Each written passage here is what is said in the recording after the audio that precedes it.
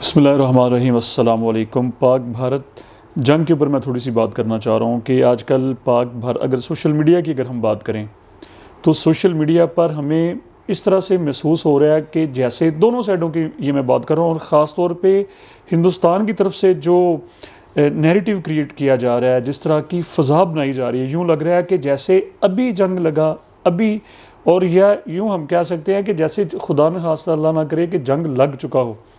تو بہرحال آج کا ہمارا جو ویلاگ ہے یہ بیسیکلی اس میں 3 اہم باتیں میں آپ لوگوں کے سامنے رکھنا چاہتا ہوں۔ سب سے پہلی بات یہ ہے کہ پہلگام جو واقعہ ہوا، میں وہ تھوڑا سا آپ لوگوں کو سمجھانا چاہتا ہوں۔ پہلگام جو وادی جو ہے یا پہلگام کا جو ایریا ہے، یہ اس کو یوں کہہ لیں کہ یہ کشمیر کی اگر ہم بات کریں، جو بھارتی قبضے میں کشمیر مقبوضہ کشمیر ہے، یہ اس کا سوئٹزرلینڈ ہے۔ بہت خوبصورت، یہ اپنی حسین وادیوں کی وجہ سے، نظاروں کی وجہ سے، دلکشی کی وجہ سے یہ اتنا زیادہ فیمس ہے کہ صرف 2024 میں، یہ ذرا فگر آپ لوگ نوٹ کر لیں کہ 2024 میں تقریباً کوئی 30 لاکھ ٹورسٹ پوری دنیا سے وہاں پر آئے۔ اور جیسے میں نے کہا کہ اس کو کشمیر کا، مقبوضہ کشمیر کا سوئٹزرلینڈ کہا جاتا ہے، اور صرف 2024 میں نے فگر آپ لوگوں کے سامنے رکھا کہ کوئی 30 لاکھ سے زائد دنیا بھر سے ٹورسٹ وہاں پر آئے۔ تو یہ 22 اپریل 2025 کی سپہر کا یہ ٹائم تھا کہ اس وقت بہت سارے سیاح وہاں پر موجود تھے، اور ظاہری بات ہے کہ اپنے نظارے کر رہے تھے اور اپنی سیر و تفریح کے لیے وہاں پر لوگ جمع تھے، اور اچانک یکایک گولیوں کی تھر تھراہٹ وہاں پر سنی گئی، گولیاں چل گئیں اچانک، اور اس کے نتیجے میں کوئی 25 کے لگ بھگ لوگ جو تھے وہ موت کے منہ میں چلے گئے۔ ان میں چند ایک غیر ملکی بھی تھے، زیادہ تر کا تعلق بھارت کے ساتھ تھا۔ ابھی یہ واقعہ ہوا، یہ انتہائی ظاہری بات ہے کہ جہاں پر بھی انسانی جانوں کا ضیاع ہوتا ہے، جہاں پر بھی انسانی جانیں جاتی ہیں، تو بطور انسان ہیومینٹی کا تقاضا یہی ہے کہ یہ انتہائی کربناک بات ہوتی ہے، دردناک بات ہوتی ہے، یہ قابل مذمت بات ہوتی ہے۔ کوئی بھی ملک یا کوئی بھی انسان اس کے اوپر خوش ہو سکتا ہے؟ کیا یہ انسانیت کا تقاضا ہے کہ اس ایسے واقعات کے اوپر خوشی کا اظہار کیا جائے؟ تو اس کے چند منٹوں کے بعد ہی بتا دیا گیا جی کہ یہ واقعہ جو ہے اس میں پاکستان ملک، ابھی کوئی شواہد نہیں ہے، ابھی کوئی انٹیروگیشن وہاں پر انویسٹیگیشن نہیں ہوئی، کچھ وہاں یعنی کہ کہہ لیجئے کہ کرائم سین ان کے جو یونٹس ہیں وہ ابھی پراپر وہاں پر نہیں پہنچے، کوئی پروگریس اس کے اندر نہیں ہوئی۔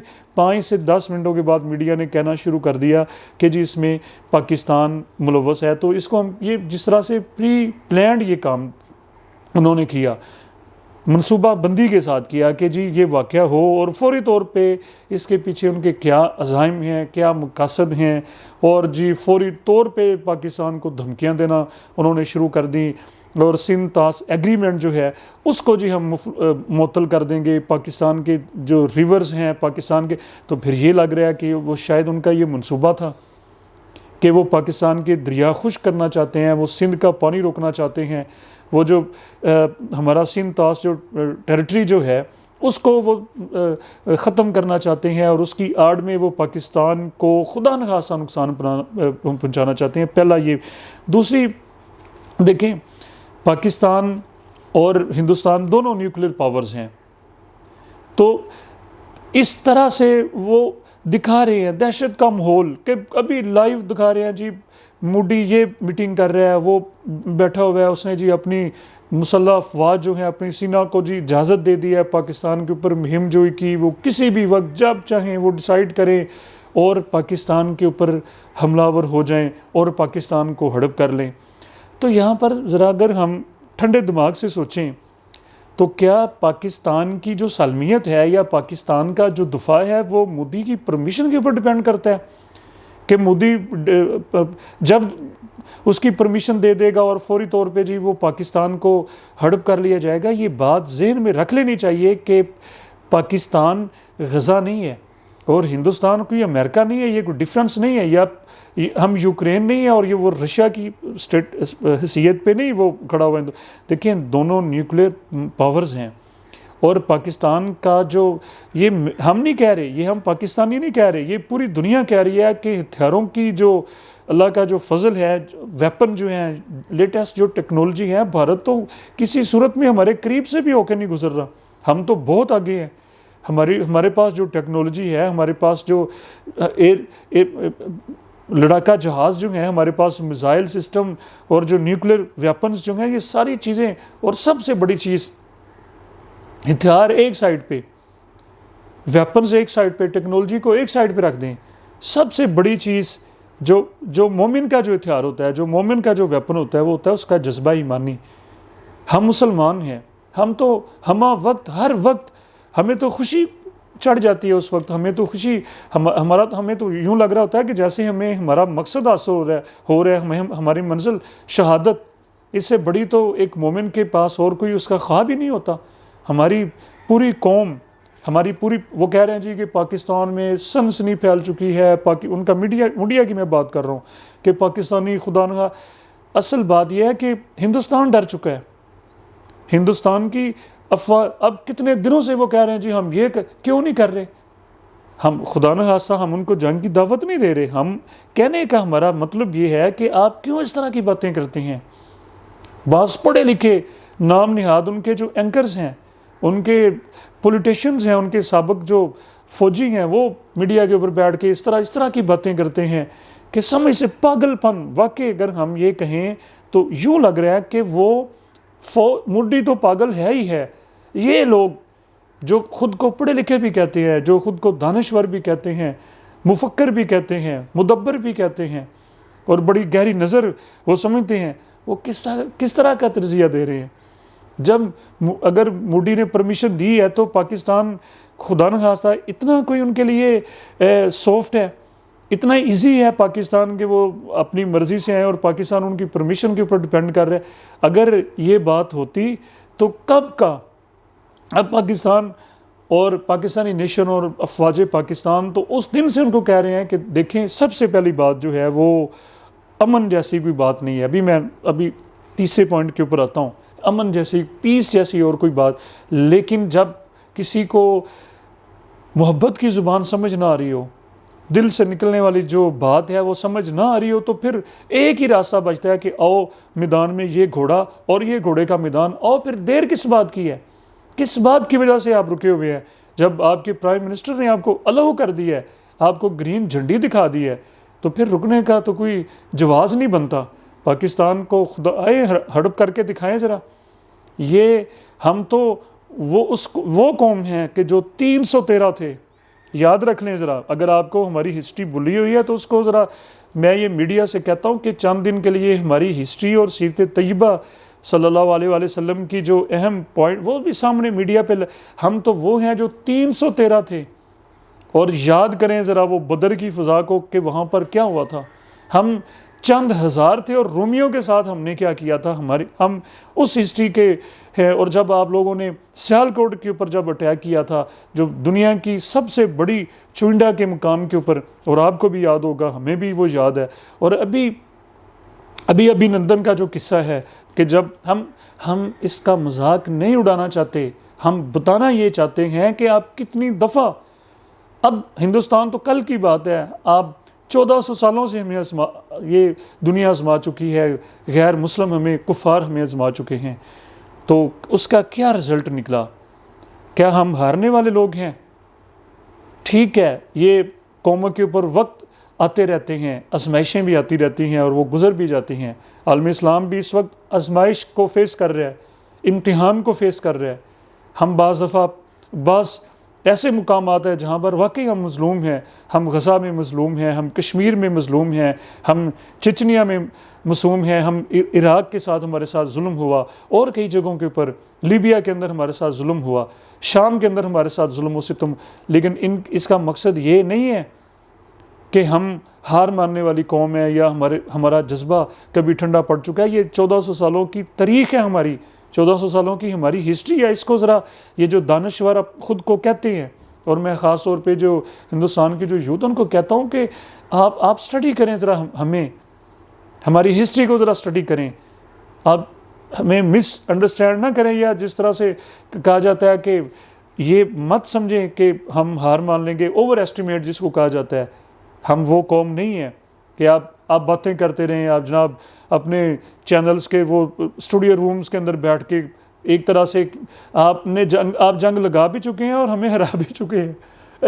عجیب سچویشن آپ لوگوں نے بنا رکھی ہے. اور تیسری ایک اہم بات، جتنے آج کل کی جو یوتھ ہے، جن کی خاص طور پہ جو سوشل میڈیا کو یوز کر رہے ہیں، ان کی عمریں زیادہ تر آپ 14-15 سے سٹارٹ ہو جائیں، 14 سال، 15 سال، 20، 25، 30، 35، 40، اس سے زیادہ لوگ کی عمر بھی سوشل میڈیا پہ ہیں، میں یہ نہیں کہتا، لیکن زیادہ تر یہ یوتھ ہے جو سب سے زیادہ سوشل میڈیا پہ ایکٹیو ہے، جو سوشل میڈیا پہ جو میمز بنا رہے ہیں یا جو مختلف طرح سے جو کام کر رہے ہیں. ابھی تک انہوں نے جنگ دیکھی نہیں، نہ ہندوستان کے نوجوانوں نے اور نہ پاکستان کے نوجوانوں نے. سب سے جو آخری جنگ جو تھی، جس کو ایک بڑی پراپر وار کہا جاتا ہے، وہ 1971 کی تھی. اور یہ ساری جو نسل ہے، یہ اس کے بعد کی پیدائش ہے، اس کے بعد کی یہ سارے پیداوار ہیں. انہوں نے جنگ کو نہیں دیکھا. ذرا ان بزرگوں سے ایک دفعہ ضرور پوچھیں، ہر گھر میں یا ہر آپ کے ایریا میں، محلے میں ضرور ایسے بزرگ آپ کو ملیں گے جنہوں نے 1971 کی جنگ دیکھی ہوگی اور 65 کی وار بھی انہوں نے دیکھی ہوگی. وہ پھر آپ کو بتائیں گے کہ کس طرح سے زندگی کا جو نظام ہے یہ مفلوج ہو جاتا ہے. نہ انٹرنیٹ ہونا ہے، نہ آپ کی بجلی بند ہو جانی ہے، کھانا تک پکانے کی اجازت نہیں ہوتی، نہ کہیں سے جو بیمار ہیں، جو چھوٹے بچے ہیں، جن کو ہمارے پاس یہ ہوتا ہے کہ جب کوئی بیمار ہوگا، چھوٹا بچہ یا کوئی بڑا بزرگ، فوری طور پہ ہم ان کو ہاسپٹل لے کے چلے جائیں گے، ہمیں میڈیسن ملیں گی، ہمیں فرسٹ ایڈ ملے گی. یہ سب کچھ مفلوج ہو جاتا ہے. ایون کہ لائٹ رات کو جلانے کی اجازت نہیں ہوتی. اور اب وہ لوگ سوچیں ذرا جو اے سی کے بغیر سوتے نہیں ہیں، جن کو نیند نہیں آتی اے سی کے بغیر، لائٹ ہی نہیں ہونی، اجازت نہیں ہونی، گھروں سے بے گھر لوگ ہو جاتے ہیں اور ہم لوز کر رہے ہوتے ہیں، کچھ پتہ نہیں ہوتا، ہم جا رہے ہیں، اوپر سے بم گرے اور کون جو ہے وہ موت کے منہ میں چلا جائے، اپنی جان کی بازی ہار جائے. اپنے پیارے، اپنے بھائی، ہمارے رشتہ دار ہمارے ہاتھوں میں جا رہے ہوتے ہیں، ہم بے چارہ ہوتے ہیں. اور یہ 1971 میں بڑے بزرگ بتاتے ہیں کہ یوں سائرن بجتا تھا اور پھر لوگ اپنے اپنے جو جہاں پر بھی حفاظتی انتظامات ہوتے تھے، کسی نے کوئی مورچہ بنایا ہوا ہے یا جس نے بھی کوئی کمپاؤنڈ کی شکل میں ہے، وہاں پر گھس جاتے تھے. جب ایئر اٹیک آتا ہے تو فوری طور پہ وہ اس میں جا کے اپنی جان بچا لیتے تھے. اور پھر کھانا تک پکانے کی اجازت نہیں ہے. سارا زندگی کا جتنا نظام ہے وہ مفلوج ہو جاتا ہے، زندگی کا نظام رک جاتا ہے، تیس نیس ہو جاتا ہے. کچھ پتہ نہیں ہوتا کہ آنے والا جو لمحہ جو ہے وہ ہمیں ہو سکتا ہے موت کے منہ میں لے کے چلا جائے. یہ امیجن کریں اس بات کو ذرا ٹھنڈے دماغ سے. ذرا جنگ کہنا بڑا آسان ہے، پھر کتنے سالوں کی محنت سے دونوں سائڈوں پہ ہم نے جو انفراسٹرکچر بنایا ہے، ہم نے جو اکانومی ڈیولپ کی ہے، ہم نے اپنی جو پروگرس کی ہے، ایڈی چوٹی کا زور لگا کے بچوں کو پڑھایا ہے، اپنے گھر بنائے ہیں، اپنے آپ کو اپنے پاؤں پہ جو لوگ کھڑے ہوئے ہیں، ایک سیکنڈ کے اندر سوچیں یہ سب کچھ نظر آتش ہو جائے، یہ تماشا ہماری آنکھوں کے سامنے لگ جائے. اور یہ سوچیں ذرا ٹھنڈے دماغ سے، جو دانشور ہیں، جو نیوٹرل لوگ ہیں، وہ ذرا سوچیں اس کا فائدہ ہندوستان کو ہوگا یا اس کا فائدہ پاکستانیوں کو ہوگا؟ کسی کو ککھ فائدہ اس کا نہیں ہونا، نہ ادھر کوئی فائدہ ہوگا نہ ادھر کوئی فائدہ ہوگا. یہ ایک سر عام ایک تماشا ہوگا جس کو دنیا دیکھے گی، جس کو باہر کے ممالک، جس طرح ہم باہر کی جنگیں ہم اپنے سوشل میڈیا پہ دیکھتے ہیں، ہم کیا کرتے ہیں؟ زیادہ سے زیادہ ہم ایک بھر لیتے ہیں یا اس کے اوپر کوئی چند جملے دوستوں میں بیٹھے اور پھر اپنے کاموں میں جٹ جاتے ہیں، پھر اپنے کاموں میں چلے جاتے ہیں. اور ہم کیا کرتے ہیں؟ کیا ہم کھانا چھوڑ دیتے ہیں؟ کیا ہم اس جنگ میں جا کے شریک ہونے کی کچھ بھی نہیں کرتے؟ آگ وہ ہوتی ہے جو اپنے گھر میں لگتی ہے، درد وہ ہوتی ہے جس کو لگے وہی جانے، تکلیف وہ ہوتی ہے جو مبتلا ہوتا ہے وہی جانتا ہے. کوئی کچھ نہیں کرے گا. اور اس کا فائدہ آپ یقین مان لیجئے، جس طرح سے میں نے کہا کہ ہم بھی تباہ و برباد ہو جائیں گے، آپ بھی تباہ و برباد ہو جائیں گے. ہماری افواج وہ بھی انسان ہیں دونوں سائڈوں پہ، ان کے بھی بال بچے ہیں، ان کے بھی گھر بار ہیں، ان کے بھی پیرنٹس ہیں، وہ تباہ و برباد ہو جائیں گے. تو ہماری باتوں سے، ہمارے اس طرح کے گرم ماحول سے ہماری جناب سوشل میڈیا پہ جو باتیں ہم شیئر کر رہے ہیں، جس طرح کی ہم باتیں ہم ڈیمانڈ کر رہے ہیں، بلکہ لوگ یہ کہہ رہے ہیں کہ جنگ لگ کیوں نہیں رہی، یہ سارے میں نے جس طرح سے کہا وہ نسل ہے، وہ لوگ ہیں جنہوں نے جنگ کو دیکھا نہیں. جس طرح کہتے ہیں کہ مڑتے گھوڑوں کے منہ ان لوگوں نے نہیں دیکھے. اللہ سے ڈریں، توبہ استغفار کریں کہ اللہ تعالیٰ اپنا رحم کرے. ہمیں جنگ سے دونوں قوموں کو، ادھر بھی انسان ہیں ادھر بھی انسان ہیں، چاہے کسی بھی مذہب سے ان کا تعلق ہے، ہمیں ہمارے سرکار دو عالم صلی اللہ علیہ وآلہ وسلم نے حکم دیا ہے کہ جان کسی کی بھی ہو، چاہے وہ غیر مسلم کی ہو، وہ مقدم ہے، وہ محترم ہے، وہ مقدس ہے. مسلمان کبھی کسی کی جان کو ضائع نہیں کرتا، بلکہ املاک کو ضائع نہیں کرتا. ہمیں تو درختوں سے جو کہ جاندار ہیں، درخت بھی ان کو اکھاڑنے سے منع کیا گیا. آپ انسانوں کی بات کرتے ہیں. تو یہ جو اس وقت جو موڈی ہے وہ کہتا ہے جی اچھا پھر اور دیکھیں ذرا، بڑے ان کے ایسے لوگ، وہ میڈیا کہتے ہیں جب ہندو اپنے آپ سے باہر ہوتا ہے تو وہ پھر کیا کرے گا ہندو ہمارا؟ آپ کیوں کروڑوں ہندوؤں کو جو آگ میں دھکیل رہے ہیں؟ یاد ذہن میں اچھے طریقے سے رکھ لیں، یہ دونوں ممالک جو ہیں یہ برابر کی چوٹ ہے. ان میں 19-21 بھی نہیں ہے، یہ دونوں 21-21 میں ہیں، بلکہ ہم 22 میں ہیں. ہماری افواج 22 میں ہیں، ہمارے ویپنز، ہماری تیاری. اور سب سے بڑی بات آپ یاد رکھ لیں، یہ میں ہندوستان والوں کو کہنا چاہتا ہوں کہ ہمارے پاس جذبہ ایمان ہے جو آپ کے پاس نہیں ہے. ہم موت سے نہیں ڈرتے، ہمارے پاس کچھ بھی نہ ہو ہم پھر بھی گولی کھا لیں گے. ہم ہار نہیں مانیں گے، ہم پیچھے نہیں ہٹیں گے. تو میں یہ کہنا چاہتا ہوں تمام جو ہمارے دانشور ہیں، جو سوشل میڈیا پہ جو ایکٹیو ہے، خاص طور پہ جو نوجوان نسل ہے، جو لکھنے والے ہیں، جو سوشل میڈیا پہ آپ کمنٹس لکھتے ہیں، آپ پوسٹیں شیئر کرتے ہیں، ایسا ماحول پیدا کریں کہ یہ جو اس وقت جو آگ لگی ہوئی ہے یہ ٹھنڈی ہو جائے، آپ کا قطرہ اس میں شامل ہو جائے. اگر ہماری کسی بات کی وجہ سے اور آگ بڑھ کے تو اس سے بہتر ہے اس کو پیچھے لے. دونوں ملکوں کی جو عوام جو ہے وہ اپنا رول پلے کرے کہ اس آگ کو ہم ٹھنڈا کریں. اور آخر میں یہ دعا ہے کہ اللہ تعالیٰ بر صغیر کو بچائے. یہ یقین کر لیں کہ یہ خطہ اجڑ جائے گا. یہ تباہ و برباد کیوں نہیں سوچ رہے کہ یہ نیوکلیر پاور ہیں دونوں سائڈوں پہ؟ ہم پوری دنیا کے لیے مقام عبرت بن جائیں گے. اللہ سے دعا کریں کہ اللہ تعالیٰ ہمیں، ہمارے ملک کو اور خاص طور پہ پاکستان کو اللہ تعالیٰ اپنے حفظ و امان میں رکھے. افواج پاکستان کی خیر ہو اور پوری قوم اپنی بہادر افواج کے پیچھے، جنہوں نے واقعی اپنا لوہا منوا لیا ہے.